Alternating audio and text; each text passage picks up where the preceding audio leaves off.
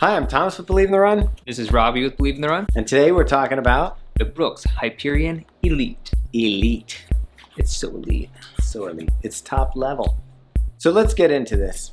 First off, what are we looking at here? It's a racing shoe from Brooks. It is. It's Brooks Carbon Plate Racer. Everyone's coming out with Carbon Plate Racer in 2020. We did see this in December of 2020 at the running event in Austin, Texas. So that was our first look at the shoe. What did they tell us about the shoe that shocked us right off the bat? Okay, so they did tell us that this shoe is meant for 30 to 50 miles of use, which, I mean, my jaw was on the floor.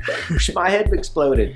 How are you going to only put 30 to 50 miles on a shoe that you need to run a marathon? I mean, and people were questioning about that, us about that, but they said a marathon and a shakeout run. Like, that's what it's meant for.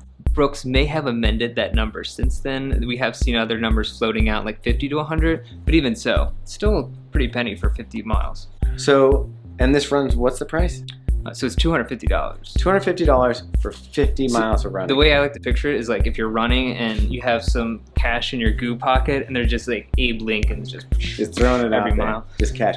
It's got an 8mm drop and it weighs 206 grams or 7.3 ounces for a size 10.5. So it's lightweight, so it looks like a super shoe. Its weight is like a super shoe. You've got a light foam, you've got a plate. So what could go wrong, Robbie? It's all there. Like, when we first saw it, we were like, this is going to be pretty sweet. It's going to be a contender. We were looking forward to it. Unfortunately, then Meaghan and I got a chance to run in it, and it really let us down. We'll go over this typically like we do on our written reviews with the good, the bad, and the conclusion. Yeah, so Thomas, let's start off with the good. The good is it's got a nice upper that breathes really well. It's got a stretchy mesh that feels great, a light tongue, excellent laces with these little knobbies that help it stay tied. Everything fits fine in the upper. It's light, it's breathable. It's a really nice upper. Yeah, and it reminds me of the partner to the shoe, the Hyperion Tempo, which we also will be doing a review of. You get down to this midsole, you've got the stack height of what we're looking at for most marathon shoes right now. It's got a nice cushion, what looks like would be a cush ride for those miles to help protect your legs.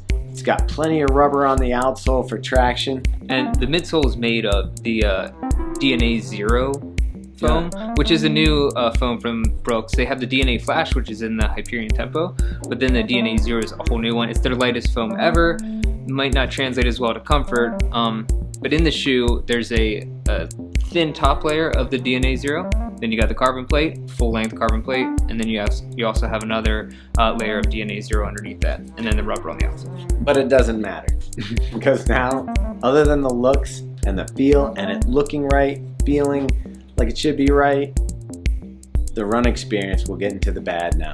The bad is the running experience in this. I was really hoping for that plush feel when you step in, Robbie. Yeah. But it's not there. It's got a very rock hard feeling under the foot.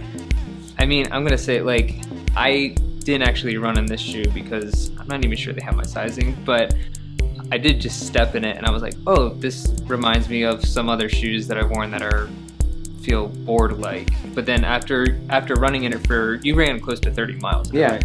And sometimes a firm shoe is good for speed and you get that responsive feel, but this one doesn't even have the flex, so it's just like a clomp. Yeah, that's like, it was rough on my legs, it was rough on my feet, like it just wasn't comfortable to run in. So I did two kinds of runs. I did a speed workout where I started off with a 2-mile warm-up and then went into 1 minute on, 1 minute off times 10. I was doing anywhere from 620 to 650 on the 1 minute on. It didn't feel the same way as some other shoes have felt when you're wearing those super shoes that have that bounce in the plate where you're getting the bounce and the spring forward. It just felt like a hard racing flat. Well, and Meaghan, in the same way, she did a couple workouts in it. She put in close to 30 miles, and even one of her long runs had 7 miles of marathon pace in the middle. Yeah, and Meaghan's marathon pace is 650, 640. So if it doesn't feel good there, I don't know when it's gonna feel good, except for, wait a second, I do know when it's gonna feel good.